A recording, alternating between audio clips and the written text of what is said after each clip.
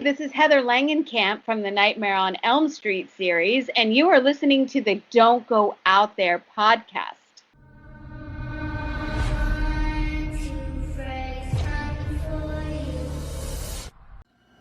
In a world where zombies, ghosts, serial killers, and vampires all exist, welcome to the Don't Go Out There Horror Movie Podcast.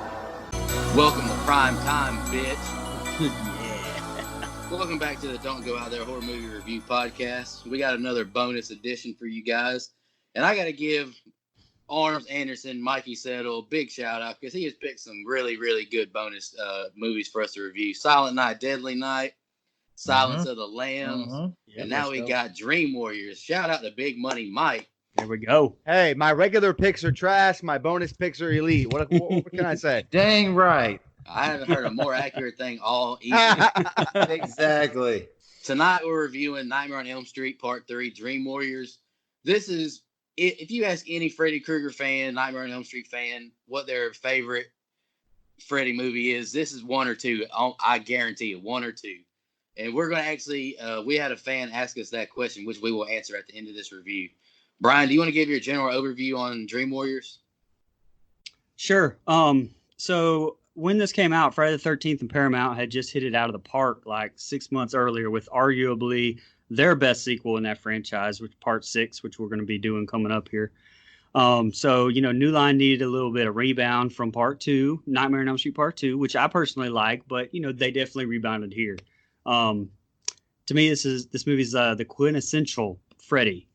This is Freddy at his peak to me. 1 and 2 is no jokes, fuck around, scary Freddy. I mean, I personally like that, but in 4 on is too much like a parody of himself. We've talked about that a little bit before. He's Chucky-esque Freddy. I mean, but hell, what can you say about this one, man? They got Wes Craven back to write the first draft. And you can really tell, and, then they got freaking Frank Darabont of Shawshank Redemption fame to do this shit.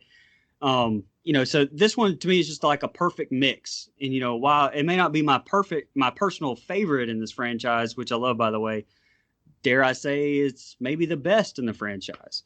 But from what I understand, just one last thing, Craven wrote Freddy dark, like the first two. And Darabont and his writing partner added the more fun elements to Freddy. So I love it, but I'm just go ahead and tell you I'm going to nitpick the hell out of it too. Go ahead, Mike. Checks notes. Everything Brian just said. Okay, yeah. I'm good. Wow. No, really. That's pretty much all I had. I really wanted to review this movie because I love it. I think it's so much fun. Like, sometimes you just got to throw on a fun slasher. I like a good movie that can kind of go for a good scare and stuff like that. And this has some scary elements to it. Don't get me wrong. But this, like Brian said, is the perfect balance of what Freddy Krueger is. He's still sinister, still has evil intentions. He's not playing video games, cool graphics like in Freddy's Dead and all that shit. But he's he turned it into Freddy Warren. I mean, this is really good. We're going to get into it, but special effects are great to me for, being practical effects. 1987, really good stuff. A lot of the budget went to it, and I think they do a really good job. I love the characters, minus one. In this movie, there's one character I just can't stand. I can't wait to shit all over it. But outside of that, I think the characters are good. A good sequel. And I like Nightmare on Elm Street 2, by the way, as well. It's not in my top 5 or anything, but I do enjoy it. Well, it might be in my top 5 by default. It's definitely in top 5, yeah. Well, just by default. But right, exactly. A good sequel does a good job paying homage to the original while also adding to it, building depth with characters. They bring some original characters back, like, John Saxon, which is Nancy's dad. Nancy, they bring good characters back and they build upon the lore and do a good job with it. They don't shit all over what came before, and I think they do a really good job. I'm excited to break this movie down because I'm not going to nitpick it as bad as you, I think, but I have a couple gripes, but few and far between. If I nitpick you, I love you. That's right. I'm going to give my quick general overview, then I'll let you go, Drew. Really like this movie. It's definitely top 2 for me. We'll talk about where it falls later. This movie it's great, top, start to finish, but there's 2 kills in this movie that are just absolutely awesome, and everybody I know knows which 2 kills I'm talking about. Yep. These 2 kills honestly make the whole movie to me because they're so good. That's just my general thoughts. This is the only problem I really have is this is kind of the start of Funny Freddy, but he's still dark enough for me. Drew, what's your general overview, bro? I will say this: I'm not a huge Freddy fan, but I love him. I love the character. Right. I hadn't seen this movie in a while. So when I watched it again, I was like, man, okay, Yeah. I liked it. Like I Yep. like this movie. It's kind of like Mike's last bonus one. Silent Night, Deadly Night. Excuse me. I ended up really enjoying this one more so now than I did when I watched it when I first originally watched it when I was younger. Like I have more of an appreciation for it now because of the whole layout, how they did it, the characters. Like I'm big on the characters, and I love the characters in this one. Like they didn't take too much time, to just saturate the character development, but they put it in there just enough for each one, and then moved it along. They didn't drag it out. Right. So yes, I love this movie. And I'll wait until we talk about the opening scene to ask Brian my question. Hey, before we go into scene by scene breakdown, I just want the people listening to hear this.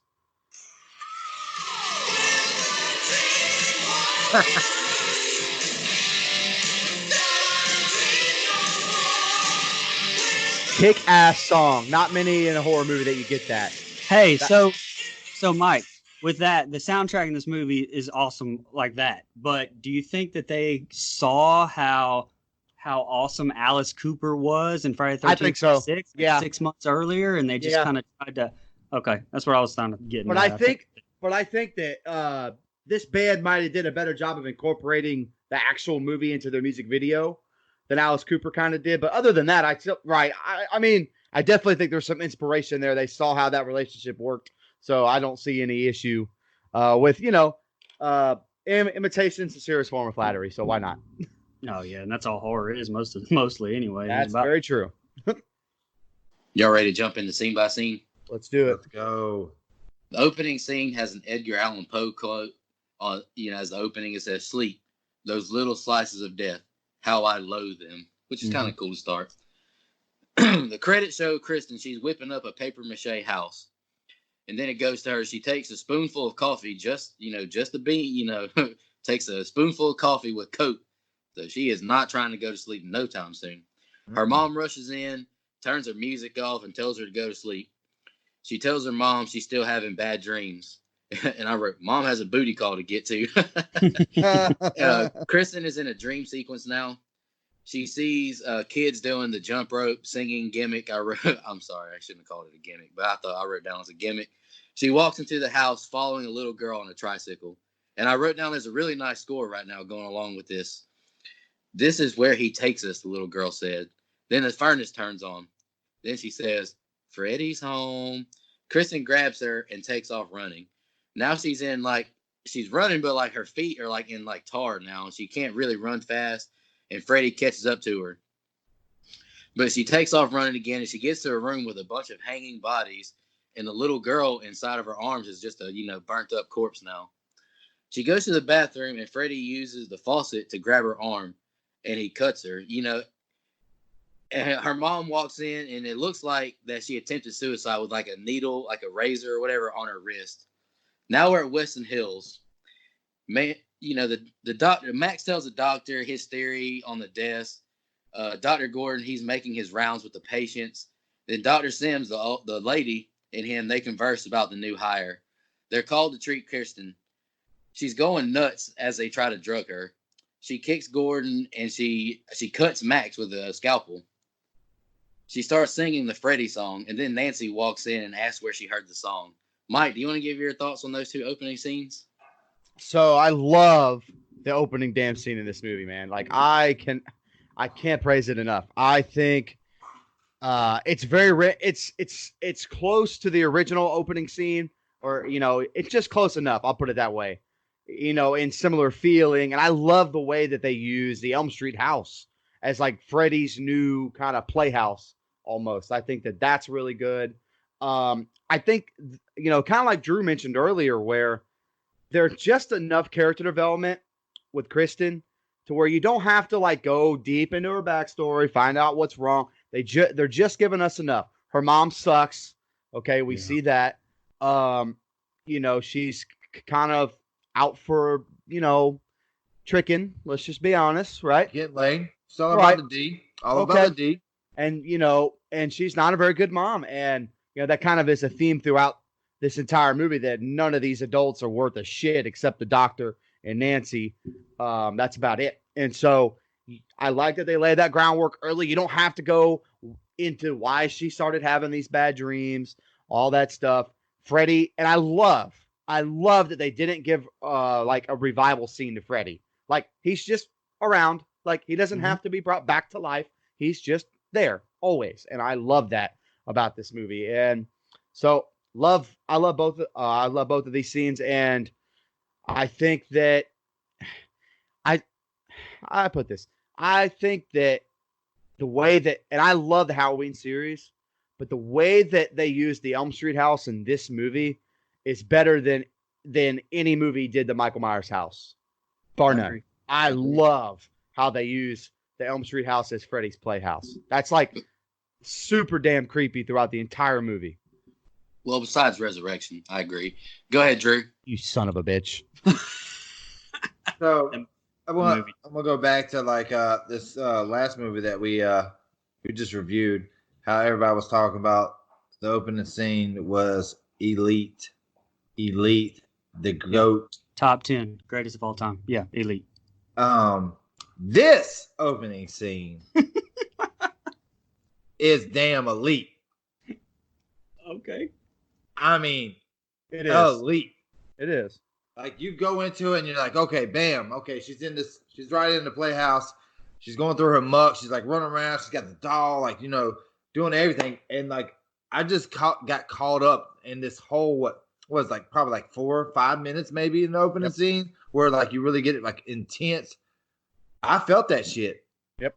I felt it right here in the chest. What's the Baltimore Ravens what's the name? The linebacker? Say it with your chest, Terrell Suggs. No, not Suggs. Ray Lewis? Yeah, the one that killed somebody. Ray Lewis. Oh, yeah. Ray Lewis.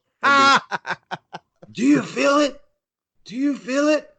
Yeah, I felt it. Great opening scene. I love everything. The way they shot this, the different angles that they took with it, just made it so damn good. And I remember dropping in the group chat with us. I was like, this opening scene is so fucking good. And everybody's like, oh yeah. They thought I was talking about Dawn of the Dead. Yeah. I knew you were talking about Freddy, because that's a great opening scene. But it's great. I love it. I love it. Go ahead, Brian. Yeah, I love Patricia Arquette for sure in this one playing Kristen. But yeah, fun fact, she was actually nearly fired the first day for poor performance. But What? yeah, but Craven liked her look so much that they gave her one another chance. I actually hate that they recast her for the actress's name is Tuesday Knight, Knight. That you can blame her for that, Patricia Arquette.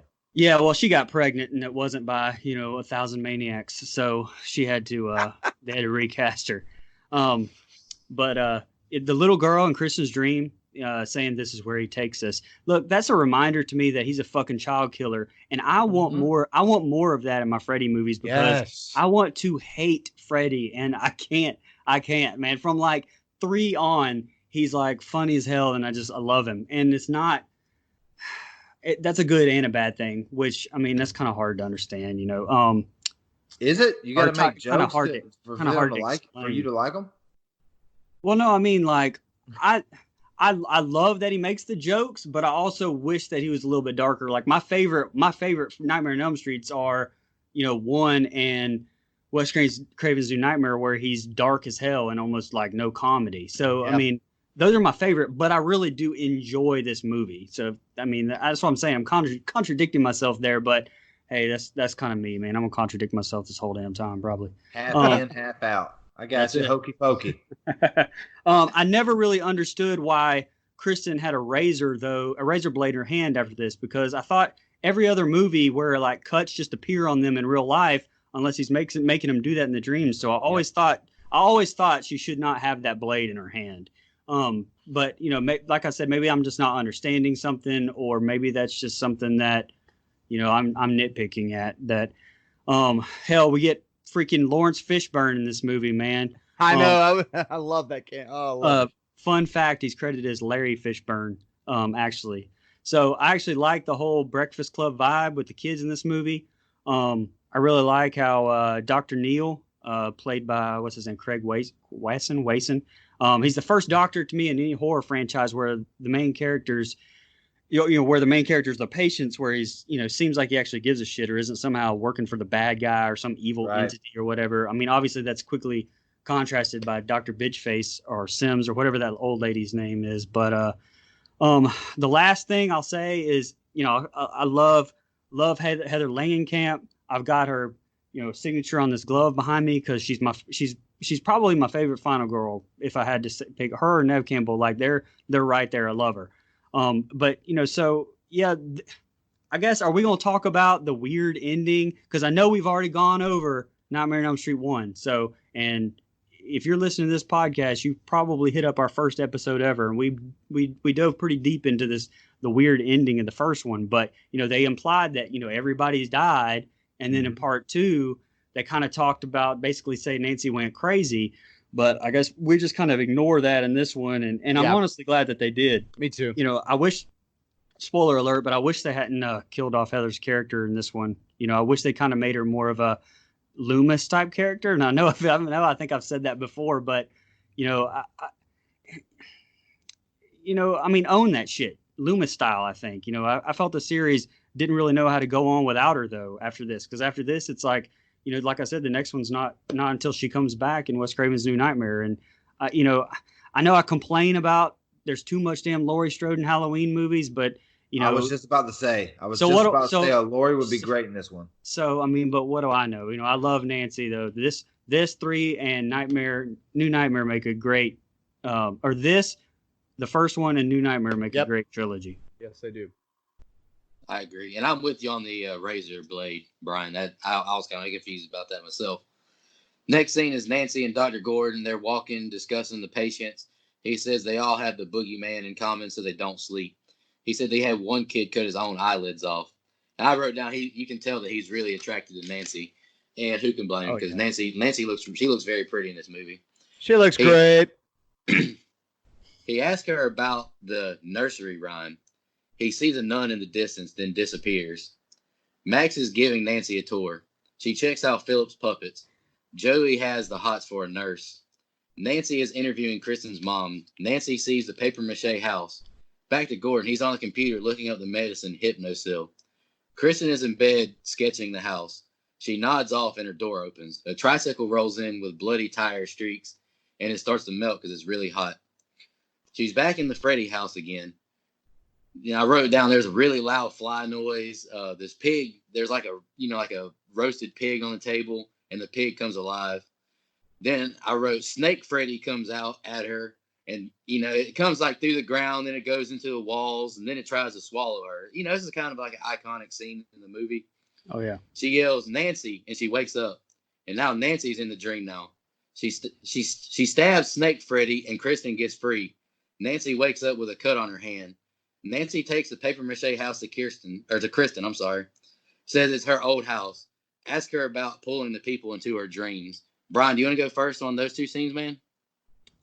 Yeah, sure. The Hypnosil, actually the drug that Nancy drops for dreamless sleep. If I'm not mistaken, it isn't really ever hit on again in the franchise until Freddy vs. Jason. Yep. Just a little tidbit there. And I really like that. I think they should have taken advantage of it, which, I mean, that was a good part of Freddy vs. Jason. I love Cade, the black guy, but Joey, to me, man, Joey's a trip, man. And he's got that, I don't know if you guys noticed, he's got that prison teardrop tattoo in this first scene. Yeah, but he doesn't have it the rest of the movie. And he's in the second one So I'm not real sure what happened with that, but I guess, maybe the guy really didn't die or something. I don't know. But he's got he doesn't have that tattoo the rest of the movie. All that dude wants is some booty. So, it's a carryover. He's a carryover to 4, which, I wish Patricia Arquette was. The snake scene, it's amazing practical effects in this. Little fun fact, original came out looking too phallic. So the crew apparently didn't have time to paint it, so they covered the green goo to hide the pink phallic hue. So that's a little fun fact there. It's a great first meeting between Freddie and Nancy right there. I kind of wish it hadn't been like, dick face Freddie with their first confrontation, but I mean, I wish it would have just been normal. Wish it had been normal Freddie, but hell, nobody asked me. I was 4 years old. I do think that Kristen's power of being able to pull people in their dreams is great.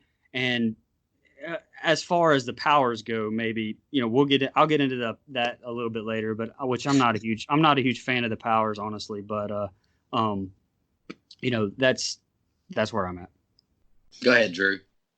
I'm gonna say, like, with the powers thing, with the piggyback off Brian, there is like the powers thing that I actually like, because like in my dreams, when I'm kind of like there, like, there's things that I do in my dreams that I wish I could do in real life, that I can understand how that could be a thing for this movie. Because I mean, if Freddy has powers in these nightmares, why can't the people who are dreaming these nightmares, I guess, have the same thing? So the powers didn't bother me at all, especially considering, the powers that they gave each one. Like the one power is like her doing these gymnastic backflips. It can jump up, whatever. The other one's like he's strong. The other one, he can walk. Of course, anybody that's dreaming that they can't walk in real life, they're going to dream that they can get up and they can walk. They can do all the things that they want to do in real life. So that didn't really bother me as much. But I can understand how that's like kind of a thing. Like, oh, okay, yeah, this is kind of Freddy's thing. They shouldn't have powers on their own.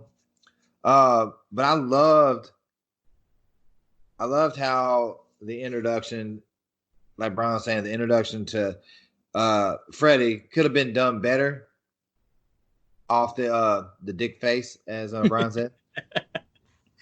It could have been better introduced to it, but I think the introduction at the very beginning, the very intro of it, like I said, the elite one, kind of helps that secondary one play off of it. Yeah. Go ahead, Mike. So I love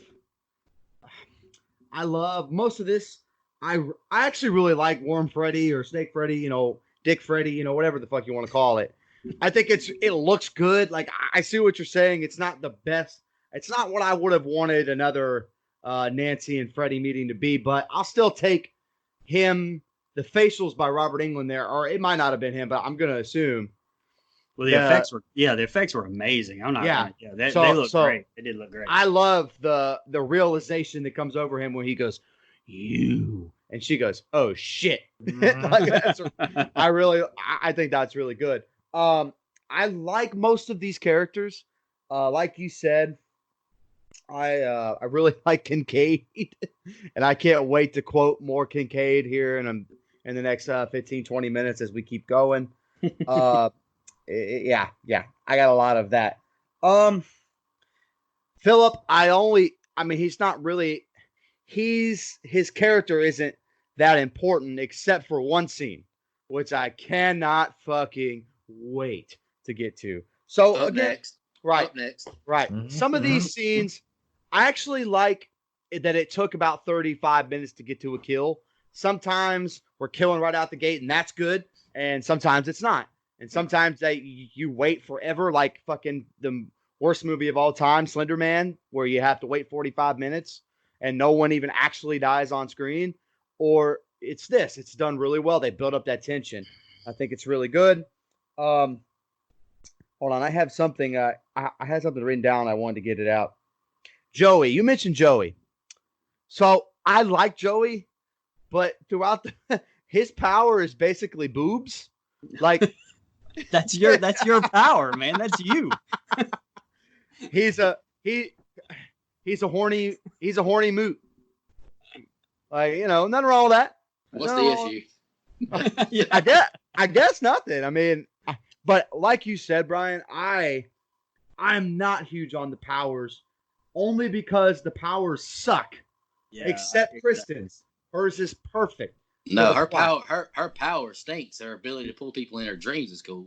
Well, that's Her well, only that's power right. is an acrobat. Well, and, That and, stinks. and Cade's power, like being super strong, like that's cool. I can go with that. It's the wizard magical shit, and this. I mean, that's the kind. It gets into cheese, like big time cheese, a little bit, and that's where I kind of am just blah. And one more thing, I know a lot of one-liners in this movie are given to Freddy, and a lot of the most famous quotes. But to me, the quotes from Kincaid stick with me almost more than Freddy's one-liners. Oh great, now my dick is killing me. Like that's so. Man, yes.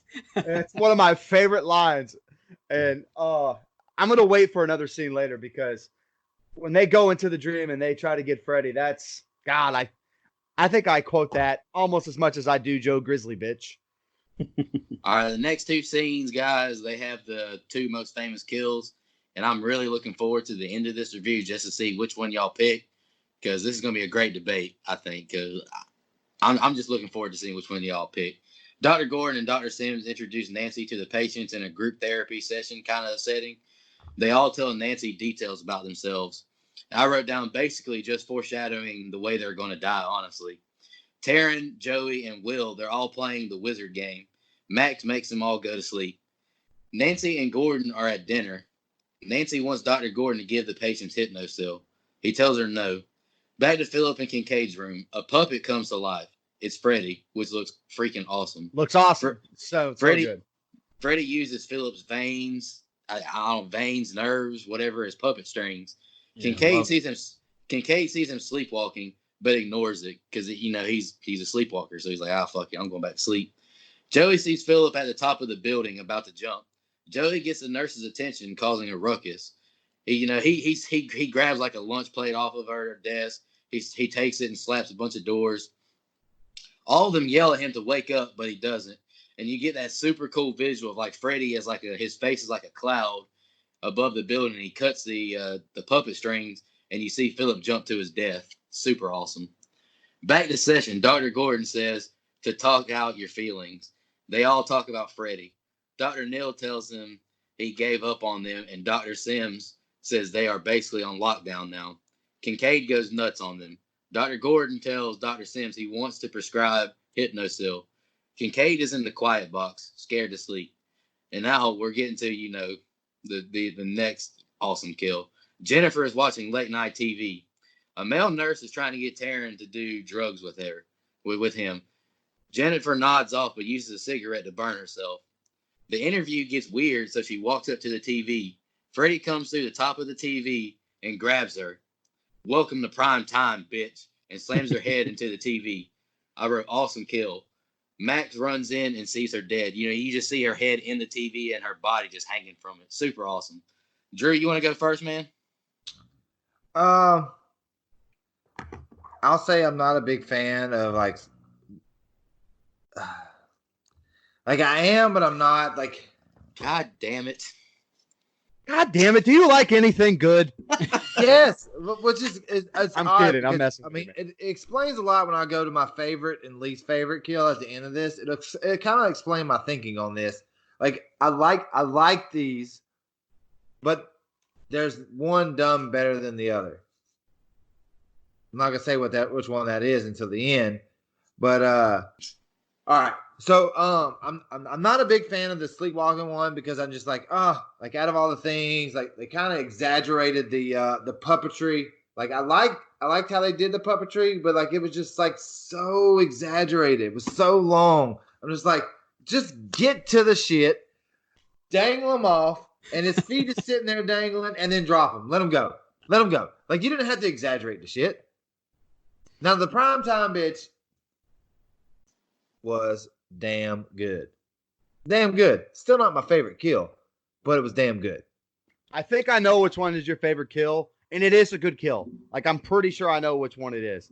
So, But I love these two scenes. I love them. Right. I just thought that made, the whole I mean, I guess I guess it was kind of like, they were doing a like let's pump up the anticipation for this kill because we know it was coming.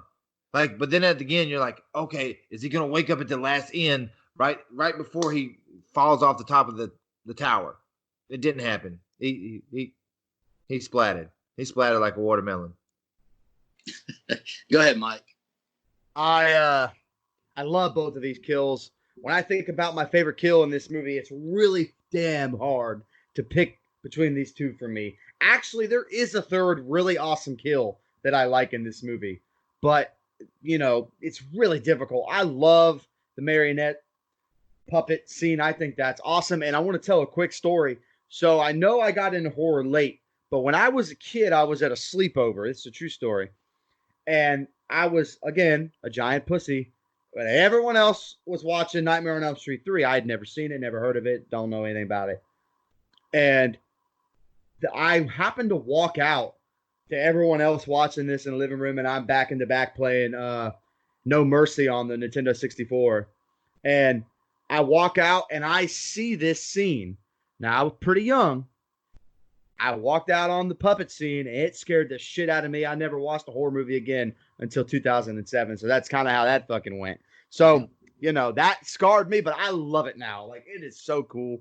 I think that this is the movie where they start to kind of the kills. This is the perfect balance of the kills being over the top and the kills making sense. Like, there's a couple of both in here.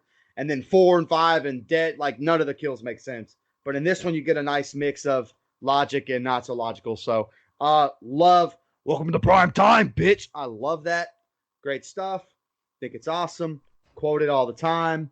What I will say is, I know we probably talked about it before, but the line is improvised by Robert Englund. Oh, yeah. Wasn't written in the script. It's the only Freddy line he ever improvised. So, according to him, that's what he said. It's the only one he ever improvised. I mean, that came from him. Don't know if that's true, but that's what he said. So if that's the truth, great job, because that's really good. Love these scenes. I want to, outside of these scenes, I hate the character of Will. I do. He's such a fucking nerd. I can't stand it. I'm sorry. It really bugs me to my core. I just can't do it. I can't empathize. I'm like, man, I'm sure you're a great guy, but I just can't. It's not a character I can relate to on a personal level. So, not a big fan of the character of Will. Is that the wizard? Is that Wizard Yeah. Will? Yeah, Wizard Will. It's a no. It's a no from me, dog. By the way, Mike being a jock and a bully right now. I'm not. I just can't relate. I'm sorry. What do you want me to do? But I do love these scenes. The way they're shot, the effects are great. Good stuff. Those two kills are why I fell in love with this movie in the first place. Oh, definitely. Yeah. Go ahead, Brian. Yeah, for sure. It's kind of pretty. It's pretty perfect that Drew said what he said, and the marionette scene is my fucking favorite kill in this movie. Spoiler alert! Dude, it just makes me cringe, man. And I don't know. It's just because the veins are popping up out of his arm, and I'm just like, oh god, like, and I love it. I love it. Yeah, the same thing with the primetime bitch, man. I had heard that he ad-libbed most of the one-liners in this movie, so that's something I'm learning something on that. So if Robert Englund said it himself, then hey, I was wrong in that. But he could have lied either time. You never know. These actors, man. That's true. So I'm good.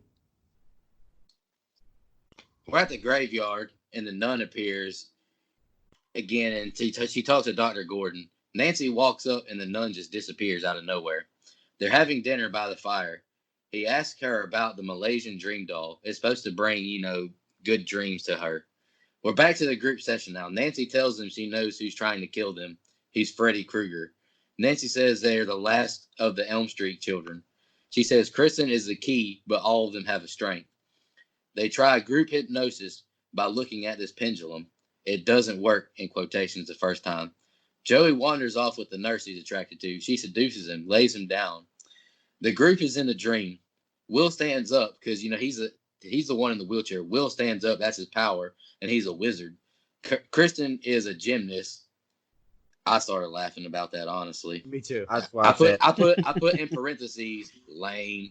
Kincaid is super strong. Taryn is beautiful and bad. I was like, oh Jesus Christ.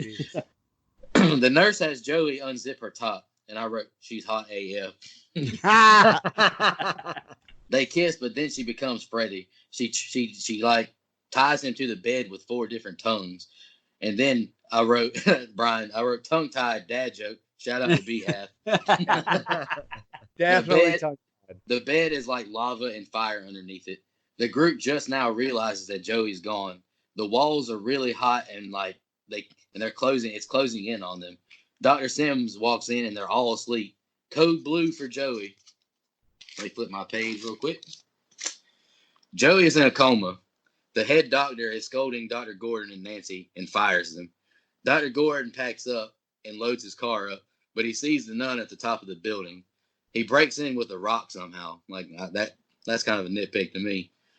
She says that this is where it began. She said a woman was raped hundreds of times by inmates. Her name was Amanda Kruger. The key is you must find the remains and bury him in hollowed ground. She disappears. Nancy is with Joey. Freddie writes, "Come get him, bitch," on his skin, like with his razors. Love it. Brian, do you want to go first? Yeah, sure. I don't really have a whole lot. Just kind of what I said earlier, man. I'm not a really big fan of the whole finding their powers scene. I mean, the powers, they just seem a little silly to me, man. Like I said, I like Kincaid's, I like Kristen's, and for some reason the other ones just kind of come across as cheesy to me. I love this movie so much, but I think it delved a little bit too much into the silly with that, and it's a little campy. I mean, how do I say that and still say what I did about it being one of the best horror Freddy movies? I don't know. I'm a walking contradiction, Drew, but I'm saying both can exist simultaneously. Absolutely. And lastly, I really do like that Amanda subplot. I usually I don't like to see too much backstory on the bad guys here, but in this case, I like it. Although I think they go too much into trying to make it seem like that's why Freddy's crazy and not enough into the child murdering, which, like I said, I don't want to see children murdered. I just want him to be hated. Like that's what makes Freddy. People forget that. People forget he is a child murderer, and I kind of wish they would go a little bit more into that, which I don't even think. I cannot remember which one. Is it Freddy's Dead, where they actually show him as Fred Krueger and Robert Englund's just playing Fred Krueger, and it kind of shows him luring a kid into it, and like that. For as crappy as that movie is, it sucks. That's really good. I mean, that's a really good. I really wish they would have put that in more of these earlier movies. Right. Go ahead, Drew. Yeah, I'm with Brian on this. I think you should have, before now, should have already laid out the groundwork of what he was, so you can have a hatred for this guy, and you could have no even sympathy for him, because he got burned alive, blah blah blah. And does his power and evil come from how he was murdered? Or should it be coming from the fact that how he did what he did to these children so many years ago? So I think you could have easily started this off and just be like, okay, this is what he did. Let's hate him. And then that also puts it in a little fear factor behind it, because even though he's been burned alive and he's coming back, his power is from his evilness instead of just how they killed him. That's the cheesy, man. That's a really cheesy part. I think of 5, whenever they try to explain the whole how the demons make a deal with him and stuff. Awful shit. I mean, that's really terrible. But exactly what Drew said, man. If they would have just shown a little bit more of the stuff that makes you hate him, like I was saying. So so you wouldn't have that 50-50 with him. But he might not have did what he did. He could have been falsely accused. Maybe whatever. They killed him this way. There's nothing left behind. So, I mean, other than that, I mean, obviously this is kind of nitpicking. It's still great up to this point. And I I'm not a real big fan of the whole nun saying, "Oh, hey, this is what happened. This is the reason why, and he was born Freddy Krueger because she was raped by like 100 mental whatever patients." And I didn't like that. I think you could have been just fine without it, just letting Freddy be Freddy, by his own actions, not because his mother or whatever. But then again, at the time, like those kind of things, the linear points in life do affect people in real Of life. course. So like, you had something like that, your mother's or whatever is gonna have those different outlooks on like people. Like, heaven forbid, like, I don't I I don't know what it I don't ever want to know what it feels like to be raped, but I mean, that kind of thing will change the trajectory of a Right. woman's life. So obviously that trajectory is going to change to how she raises her child too. So it kind of goes hand in hand, but the fact that they didn't go into it more, I think that they should have just kind of left it out on this episode. I mean, this movie. Go ahead, Mike. So I've always been torn on this because I think it's a good subplot, like you said, but I'm not a big fan overall of my slasher icons getting too much backstory that excuses their actions. So I'm okay with in-depth character, like what makes his mind work, stuff like that. But what I don't like is when they try to make excuses for Michael, for Freddy, for Right. Jason, for Right. Leatherface, especially Leatherface. Evil's God. evil. Right. So to me, let's just leave these guys evil. But I'm also torn because I actually think it is a good subplot to this movie. I don't know if it's necessary overall to just. It's not necessary. Like I like the Amanda Kruger stuff, but I mean it I don't like excusing Freddy's evil. Freddy is a child molester and a child murderer. Right. That is evil. We don't need to root for Freddy, which is why the next 4 movies suck ass until they bring Robert Englund back in. But, there's some good, funny Freddy in this movie, but I still hate him at the end. So I'm not pulling for Freddy at the end of this movie, at least not to me.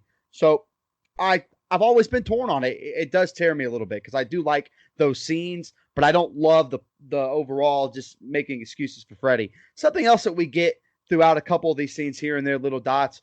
I know we're going to get to it. The character work with Nancy and her dad, I think it's really well done. And I know we're not quite at those big scenes with it yet, but there's a couple other moments in this movie where you can kind of start to see. And I like Lieutenant Thompson's character arc in this movie. He's kind of an asshole in the first one, and he gets a chance to redeem himself coming up here. So I really like that as well. But as far as that subplot, I kind of said everything I have to say about that, I think. And I hate the Powers the Discovery scene. I think it sucks. It's the one bad thing in this movie that makes me go, no, man, no, don't do this. Because I understand all of them having powers. I have no problem with that. I really don't. That is not my issue. My issue is the powers themselves and the scene where they find out. That's the part that I don't like. I'll say the only power that really annoyed me is everybody's was fine, but then when it came to what's the character, and she's like, "Oh, this is my powers," and then she does like a Simone Biles, like gym floor routine, like with backflips and everything. That would be That's Crystal. the only one that annoyed me. Oh, that's very bad, very very bad. Like, her power you could have in your dreams, like your power, like I want to be a world class gymnastic. She doesn't need it. Was that Terrence? Was that Terrence? I think it's Taryn. I Yeah, want to say that's Taryn. that's Kristen. That's Kristen? Kristen. Yeah. Taryn is the one with the switchblades and the. That's Yeah, right. she Yes. basically becomes like a The gossip hot chick. daddy. The hot right. daddy. She wanted to be hot and a badass at the same Right. time. By the way, I like the character of Taryn, especially coming up here in the next couple minutes. Yeah, when that bitch gets killed. God damn it. Why she got to be a B word? Wow. But no, real quick. We're getting canceled. Yeah, we are. So, hey, that's my line from another show. But the Kristen character already has a power. She can pull people Yeah. into dreams. Why is she a yes, fucking like, gymnast? yes. Anyways, sorry. That's a nitpick. Go ahead. Nancy and Dr. Gordon are talking about burying his remains. Nancy says there's only one man who knows. Kristen doesn't trust Dr. Sims. Then the male nurses, they restrain her and they put her in the quiet room. Nancy and Gordon are at the bar and they find Nancy's dad. Nancy tells them we can stop him this time, but we need to know where his bones are. They call the hospital and find out Kristen is in the quiet room. Nancy heads back to the hospital. Then Dr. Gordon attacks Nancy's dad and says they're going on a scavenger. He pushes up against the wall and he's like, I care about Nancy's living. And I was like, I don't know if you should tell your dad, her dad all that, but go off, brother. Kristen is praying in the quiet room. Gordon and Nancy's dad go to a church. He gets some holy water and he takes a cross. And I thought it was kind of funny. The priest is like, what are you doing with that? He's like, here, just take my driver's license and I'll come swap you again in a minute. Nancy sneaks into the hospital and Max won't let her see Kristen. So Nancy, she's like, well, can I see the other patients? Nancy gets with the other patients and Dr. Gordon and Nancy's dad get to an auto salvage, the junkyard where Freddie's bones are buried. Deep in the heart of the junkyard, he says. Nancy, Will, Taryn, and Kincaid go into another group dream. And Nancy stresses to them all that they have to stick together. And this is extremely, extremely dangerous. I'm going to just stop right there. Brian, you got any thoughts on that, man? Yeah, actually, so John Saxon as Nancy's dad, like Mike said, gets a great story arc here as he gets to make up for all those past wrongdoings in the first one and failing Nancy and all that stuff. It's more than just a cameo, so that's good. He gets to spoiler alert, take down Freddy as well.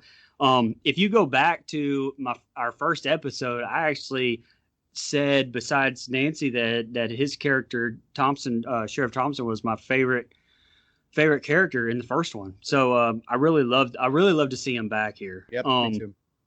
One little funny thing I wrote down is as Max allowed Nancy back in the hospital, I couldn't help but think that Max said, that's fine, and then mumbled, this is all the Matrix anyway. Lawrence Fishburne. Anyway.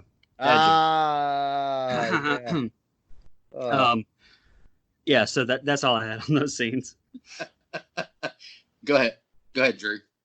So I love the segue into how they rolled into where the bones were and where the doctor and her dad goes and how freaked out he is into it. So I enjoyed this middle of the way of the scene. So question, do they imply that Nancy's mom died in that ending weird scene that we don't know if it's a dream or not, where she's sucked back in through the door? Is she dead? Is that implied here? See, I wondered that too. That's what I gathered from the movie said she died in this. She died. The movie said that she was dead. Okay. I thought what are your thoughts, brother? Like the way she pulled her back through the door, she got what she wanted out of it, and which knew right off the bat that it wasn't a dream, because she's like, oh, fuck him. I don't care about the dick tonight. I'm not going to get laid right now. I'm going to take care of my daughter and I'm going to put you under the covers. That's when I knew. I was like, oh yeah, she's dead. Right. So these scenes with Nancy's dad, again, I kind of touched on them. So one more little thing. It ends up being where Nancy's dad kind of becomes like Nancy's mom, in a way where in the first movie, you get the dynamic where the dad is kind of like very critical of the mom because she's an alcoholic, because she's not been a really great mom for Nancy. You kind of get that here where John Saxon kind of realizes maybe he's failed along the way. He's lost all the stuff he's worked for, and now he's an alcoholic too. And so you get that, and that's I love that character arc. I think it's really well done. I like some of these getting together, going into dream sequences, mostly just because Kincaid is a funny motherfucker. I mean, I love the whole, let's go kick this motherfucker's ass all over Dreamland. That's one line I love. And I also love, Freddy, where you at, you burnt face pussy? Love Kincaid. Great shit. Great one-liner. So, yeah, I although I'm ready to get to the scene where we kill Taryn, because You know what? That's my guess as Drew's favorite kill. I'm throwing out my guess. Mm, It is a Okay. good one. It is a good okay. one. They all of them link up in the quiet room with Kristen, and you see Freddy. He uses his glove and cuts through the walls. Now Kristen is back at her opening paper mache moment with her mom. However, Freddy is the mom's booty call now. He walks in and cuts her head off and charges her. She jumps through a window, is back in the house. Taryn is by herself now.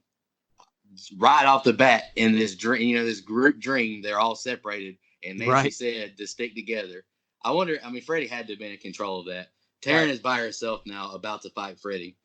There's this bum in the corner of this alley. He walks past Taryn, and then Freddy appears. They start fighting, and then you get this cool visual where his finger, his razor gloves or whatever, becomes needles, and her arms have like these. It looks like little mouths, whatever, like where she has injected her puncture holes. They look like little mouths, whatever. And Freddy pushes her up against the wall and just shoves them all into her arm and overdoses her. And now here's one of it's not my favorite kill, but I'm glad this bastard died. Will is in a tunnel now. Yes. He hears a laugh, This kill and then sucks, man. a souped up wheelchair charges him after a Freddy joke. He turns into the Wizard Master and blows up the chair. Then he hits Freddy with some magic. But, magic don't do nothing to the OG Freddy. Freddy just grabs him and then stabs him right in the stomach. Like that was so anticlimactic. Yeah, Kristen but it was and very satisfying, though. It was very satisfying. Kristen and Nancy link up in a room, but Kincaid breaks through the walls with super strength. They enter the door to the furnace. The doctor and Nancy's dad get out of the car, and Dad says the dad says that the bones are in the caddy. Dad tries to leave, but Dr. Gordon ain't having it and throws him a shovel. They find Joey hanging over the fire, and they tell him to let him go. Freddy does. He's about to fall in. Freddy and Kirsten, they start fighting. Kincaid pulls Nancy and Joey up from falling into this fire. Nancy stabs Freddy through the gut with like his metal beam, but then he has a cool visual where he licks the blood off of it. Then he shows his shirt with like the faces of children in his chest. Then Freddy disappears and drops Kincaid. And I'm going to read this last final scene by itself, guys. Mike, you want to go first on those two scenes I just read? Side note, I don't know if I'm alone in this. I've seen it get some backlash on the internet, but I love the effects of the souls of the children. Oh yeah, Like, I think that effect is really awesome. Like, that is a really cool addition to the Freddy lore, where he collects the souls of the children that he kills. I think that's a really cool addition. So really fun. I love Taryn's kill. I think the visual of Freddy's glove with the needles is awesome. Awesome. I hate, and I do mean hate. I know I said I only had one nitpick. No, I have two. I hate Will's kill. That kill sucks. Oh, it's terrible. It was terrible. bad. And in a movie full of really cool kills, it falls flat. Like, honestly, what's sad about it is that would be a good kill in them, like in Dream Master and Dream Child and Freddy's Death. Like, it would be one of the best kills. But in this movie, it really stinks compared to the other kills. So I was ready for Will to die anyway, because again, I think he's a pointless character. But I like these kills. I'm ready to get to the last scene though, because the last scene is one of my favorites. Mike, before anybody else goes, I agree with you, man. I think the problem with it is we're watching a Freddy Krueger movie and we get this kid as a wizard. It bugs me. It doesn't do anything for me. Lame to me. I thoroughly enjoyed watching. I didn't like the kill personally, but I enjoyed watching Will get killed. Go ahead, Brian. No, I agree. And the whole reason I asked earlier about Nancy's mom is because of this scene here where Kristen's mom dies. So I guess you assume that she's dead, but yet she's in the next movie. So that's why, I mean, I guess maybe this was a fake Kristen's mom or whatever, that Freddy was just playing with her or whatever. But that's why I was asking, because if it's the same rules, I guess, that they kind of try to throw in the first one. That's why anyway, that's why I was asking about Nancy's mom, and that was because of the scene right here. And like Mike said, the first time you see Krueger's souls of the children in the stomach in these movies completely, I love it. The practical effects right there were fantastic. Go ahead, Drew. Yeah, the wheel kill. Jesus Christ. It was was so bad. Even though I will say the one liner with Freddy when he's like, "Sorry, kid, I don't believe in fairy tales." Yeah. And then the glove comes out. I mean, it could have been done so much better, but like Mike said, it just fell flat right there because I don't know.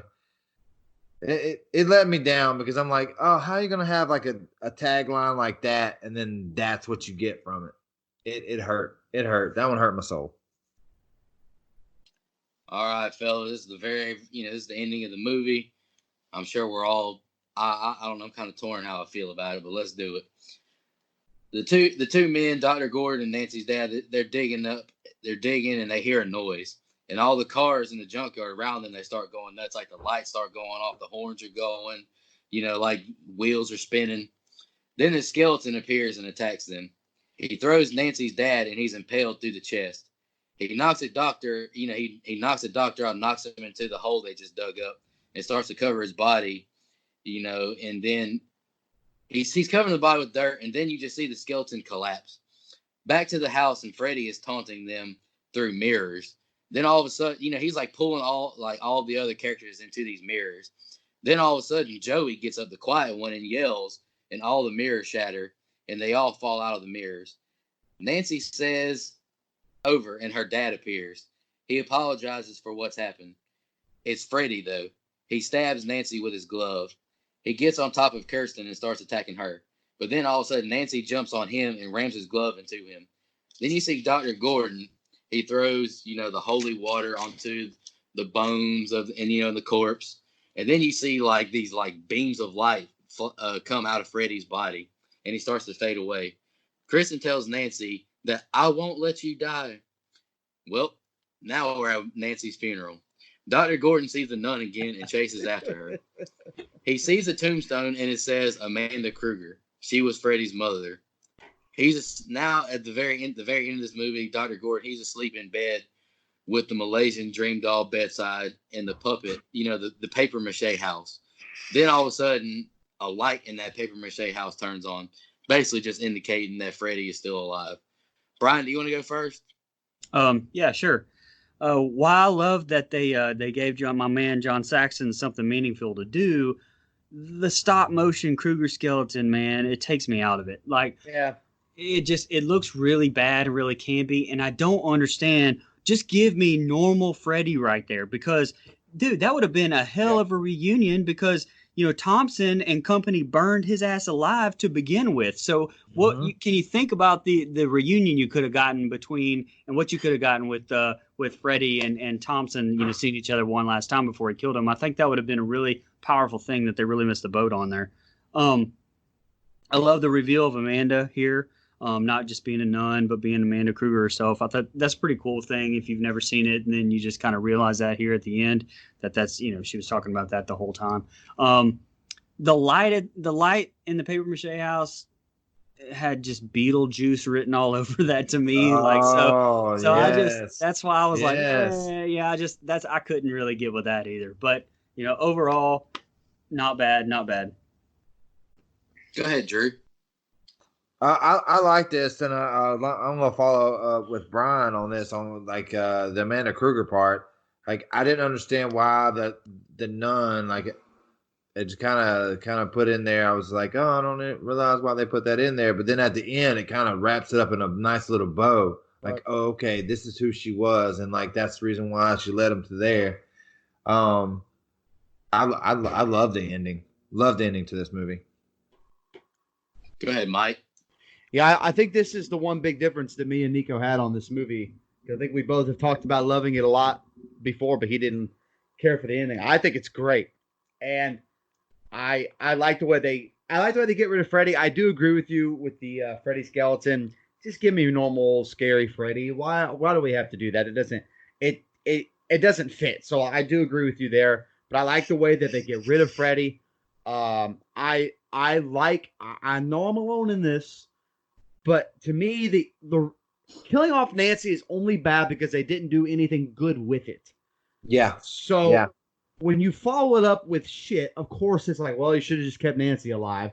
That makes more sense. Yeah. Had they followed it up with something good, I think killing off an important character, like we talked about with the Halloween timeline, killing off an important character would be fine if you followed it up with something good.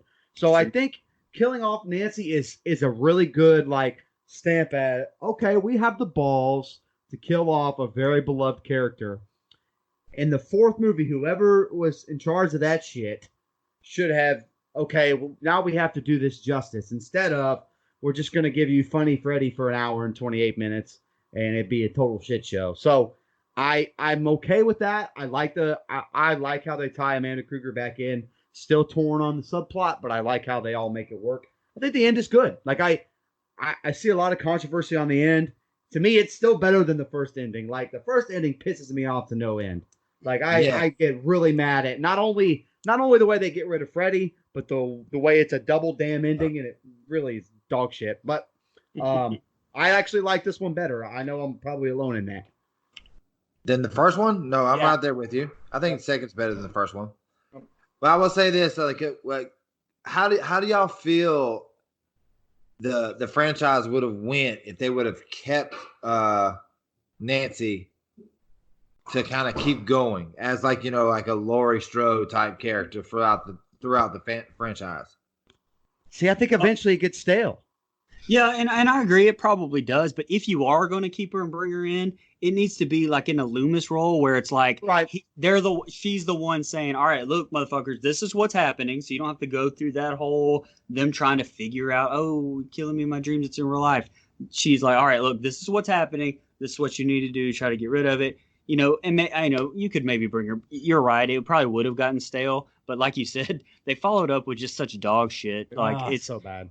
And I really do like the continuity with the franchise as far as like he's trying to kill the children of the people that burned him alive. Like that's a legit good like purpose for him. Right. Revenge. Yes. Whenever he skews from that in the franchise is when it's like, well, all right, well, what are we doing here? So I think they lost their way for sure. So I'm glad you said that. As much as I love Loomis, and I do, I've said it a million times on this show. I'm a huge fan of the character of Loomis. Right, he did. But he just became a freaking crazy person himself. You're right. He's running around, talking, get out of there! It's scary! Oh, Michael Myers is back! Like that's kind of how he ended up being. And I felt like you would have done the same thing with Nancy had she just kept, I've been through this. Run, bitch, run for your life. Get some help. Like, I think that's the direction it would have eventually went. And by the way, I'm not 100% sure Heather Langenkamp wanted to play Nancy forever either. I think she would have eventually been like, please kill me off respectfully in a good way. So maybe that was her way of getting out of this franchise. I'm not sure. I didn't read up on that, so I'm not really sure. I don't know. I mean, Wes Craven didn't even want to make a sequel to the first one in the first place, but I guess, it made so much money. Hey, money talks, and here he comes. So, I don't know. Drew, my only answer to your question is it depends on what type of Freddy you go with, too, because I don't want to see Nancy with Funny Freddy. I have no desire to see that. Yeah, go ahead. So Brian, I want to talk about how you was talking about, like, if they went with Nancy, like, saying, hey, this is what you do in your dreams. Isn't that kind of what the doctor, the groundbreaking doctor that came in, this one was kind of the character that this one in this movie? You mean like that's the character she was playing in this movie? Or Yeah, you mean because she was like, doctor? they were like, hey, we're going to bring her on. She's this groundbreaking, like, college student, like ace, whatever. And she's like, hey, this is the dream. Isn't that kind of the character that she played in this one? Like, hey, this is what you need to do. Like, we don't need to let them sleep. I liked her, and I like her character. Also, though, I mean, you got the creative choice that maybe Wes Craven could have done.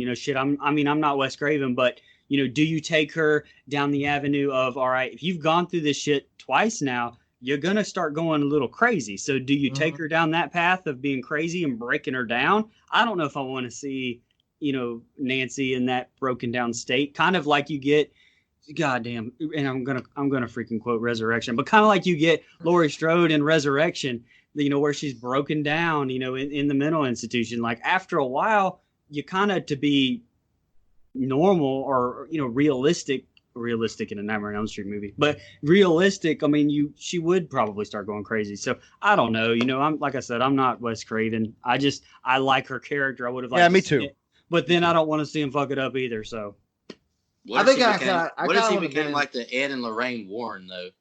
Just Oh. visiting people with dream issues, or is it real? Is it Freddy? That'd be kind of a cool angle, but who Right. knows? As long as that's handled well, it would have been great. Absolutely. Yeah, I think they kind of dropped the ball now because I think it's a character that you could have related like more sequels to or whatever. You could have even branched it off from that one. Again, like Brian said, not Wes Craven. yeah, but I really do love her in New Nightmare, dude. Me too. I She's love great. that movie. Shit. She's great. And by the way, just don't turn her into Halloween 5 and Halloween 6, Dr. Loomis, and we'll be fine. No, just don't do Halloween 2018 because that was fucking garbage. Much I better will- than any movie you suggested. Anyway, so I will say that I really like Nancy the character. I enjoy the movies she's in, but I'm kind of glad she's not in them because to me one of the biggest flaws of Halloween is that Yep. Laurie Strode is almost just as damn popular as Michael. yeah, Oh, she's probably more popular. I don't want the final girl, the final guy, or whatever to be as popular as the slasher. That's just my opinion. Like I love Tommy Jarvis and his movies, but he's nowhere near. He doesn't come to mind like Jason does, and that's the problem. Like I think y'all two definitely do have with Halloween is there's just too much Laurie Strode in it. Yeah. I think I that's just the would have issue liked with somebody. Halloween. I just would have liked somebody to die. Somebody, Yeah. anybody, but all three live. That's a problem for me. Yeah. Sicko. Y'all ready to jump into some fun facts real quick? Let's do Yeah. it. Sure. I got 5 of them. Go ahead, Nico. I got 2 from IMDb and 3 from ScreenRant.com.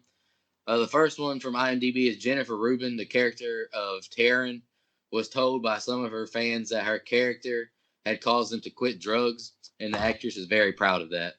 Wow. Once after a tiring day on set, Robert Englund fell asleep in his dressing room, still in full Freddy makeup. When he awoke, he looked in the mirror and he got a terrible scare out of it. In the Screen Rant, in Will's death, the wizard, the blades in Robert Englund's glove wouldn't retract, so they improvised by putting a 2x4 under his shirt. Thankfully, Englund had good aim, or he could have been severely hurt. Yeah. Oh shit. The character of Taryn accidentally stabbed Englund in the ribs with that little switchblade. And then, like you guys have already said, primetime bitch line was improvised. That's all I have. Brian, you want to go next? I said all mine during the thing actually. So yeah, go ahead, Mike. I was trying to see if I had any more that Nico didn't have. I don't think so. I think we've talked about everything that. I mean, I said most of mine during the show. I meant to mention the Taryn kill when it came up. So or how that almost messed up Robert Englund. So nope, I think we're good. I think we went to the same websites. Yeah, one fun fact I didn't write down because I couldn't find the exact numbers is New Line gave almost the entire budget just to special effects in this movie. Yep. And you can definitely tell because they're great. I'm going to go ahead and ask the question now from my friend Maddie Talley from Twitter, and we can just answer it in our review, in our ratings or whatever. Okay. He basically just said on Instagram, in my opinion, this is the best of the Nightmare films. Do you agree? Why or why not? Just answer that in your review. Does that sound good? Sounds good. Who wants to go first? I'll go first. Ain't no problem. That ain't no problem. Ain't no I'll problem. go. Ain't no problem. I'll go second behind you. Okay. Oh, so me and you're going to debate the ending. Okay, that sounds good.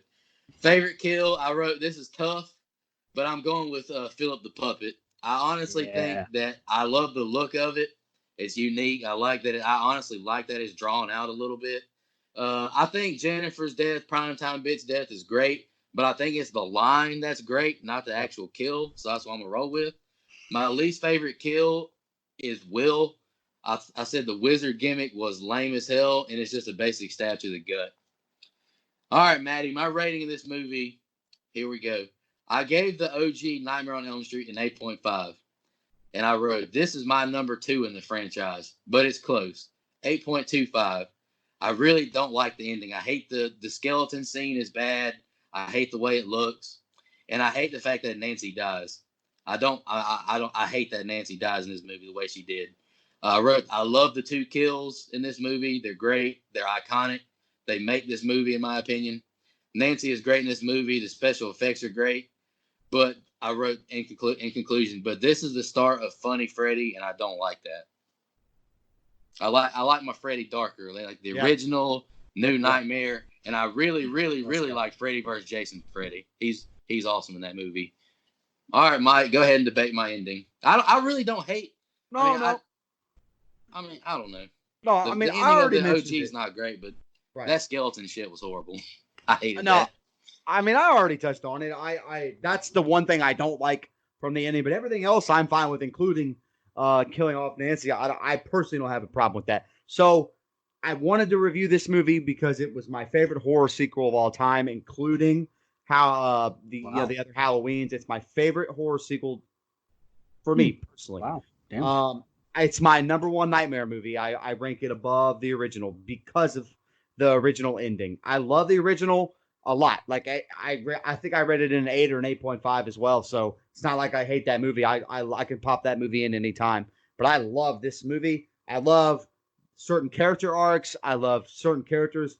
I love the character of Kincaid. I quote him all the time.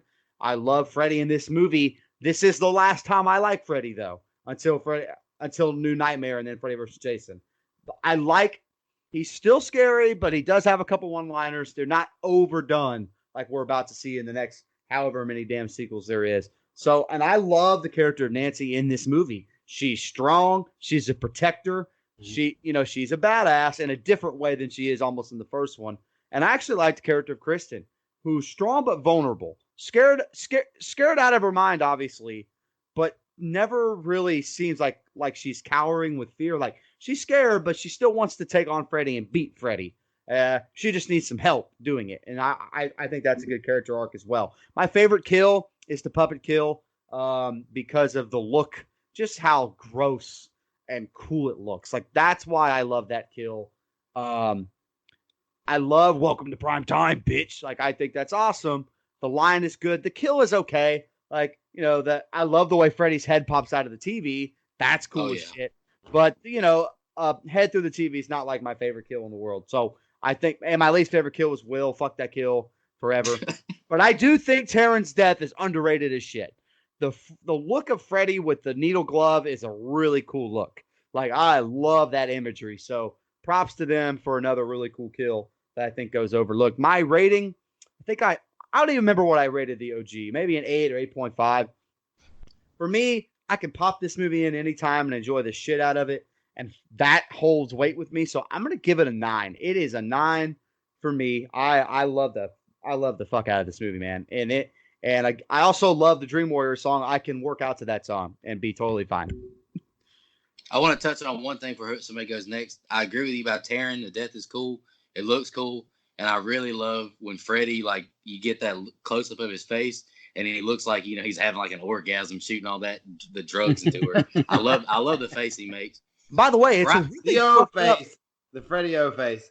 It's a really fucked up kill when you think about it, because she's a recovering drug addict, and he kills her by ODing her. It's pretty fucked up. Oh boy, now we get Drew versus Brian. Now here we go. Y'all, which one of y'all wants to go first? I'll just let y'all. Look at I'll Brian.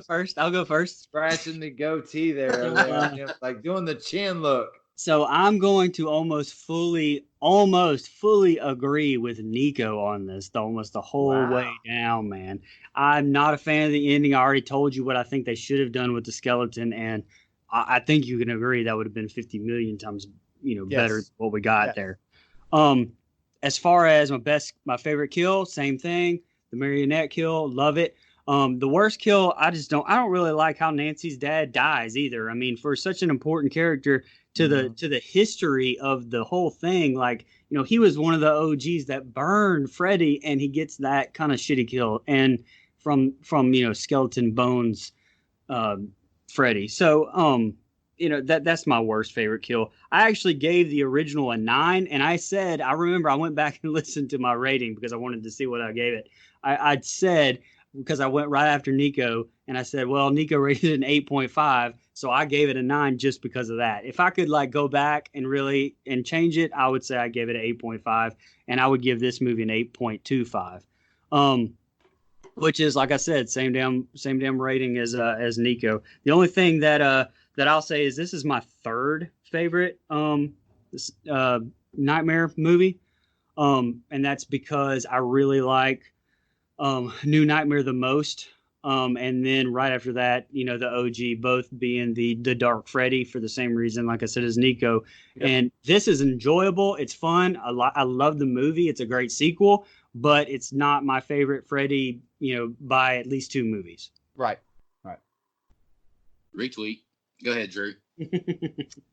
Well, boys. Uh-oh. We have come upon our favorite time. It really is, to be honest. So, my favorite kill is the Terran kill. Boom, called it.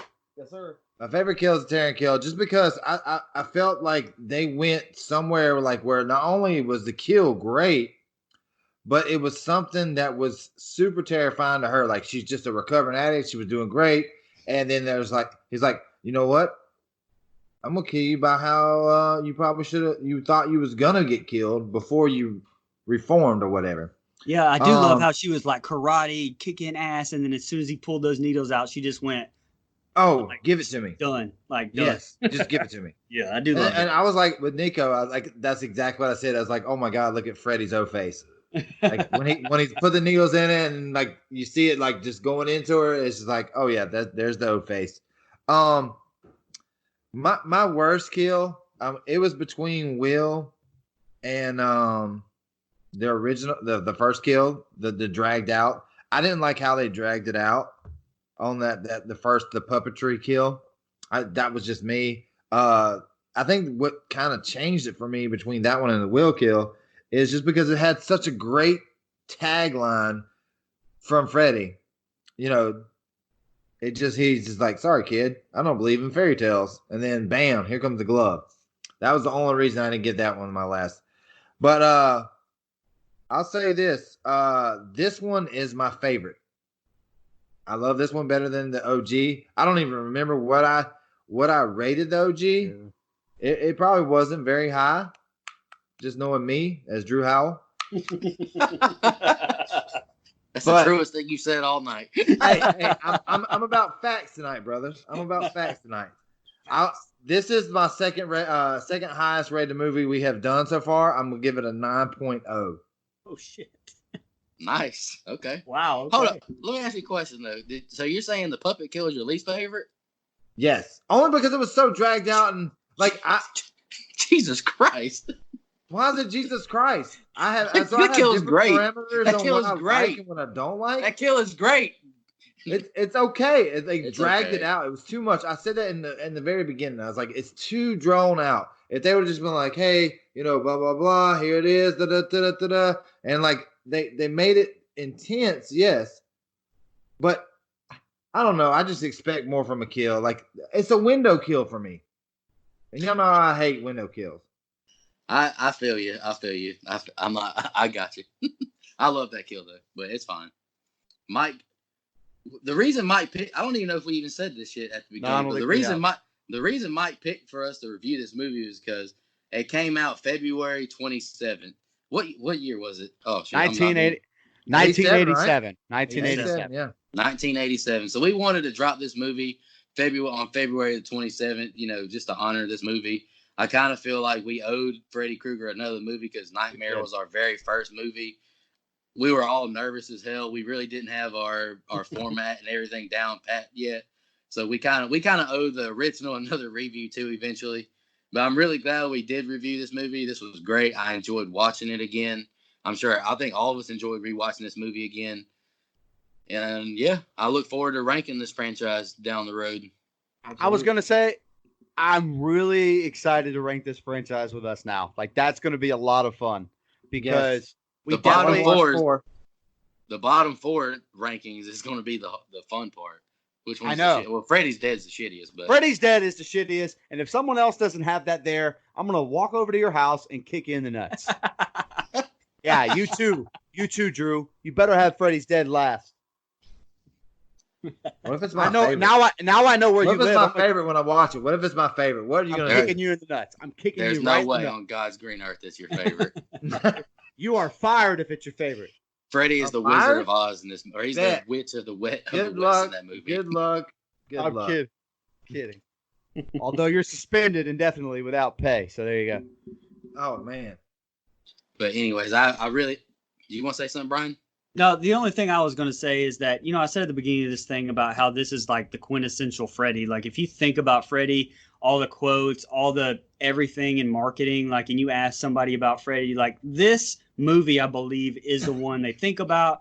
This is the one that, if they talk about Freddy, like, this is him. And I kind of think that's a little sad because like I said, I really like Dark Freddy better. So I kind of hate that joking Freddy is, although he was not fully joking Freddy, he's not fully, Nightmare 4 Freddy yet, but I kind of hate that, like, that should be Chucky. That really shouldn't be Freddy.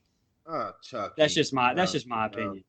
Chucky's a doll. Well, You what just I'm kick saying that- is, you can kick Chucky and be done with it. well, I'm talking about joking, smart ass, like Okay, everything's okay, a I'm one-liner. I Like got you. that's what I'm talking about. You can It's just like not go to child's sleep play. and avoid him. That's pretty difficult. Damn it, it's pretty difficult. Facts.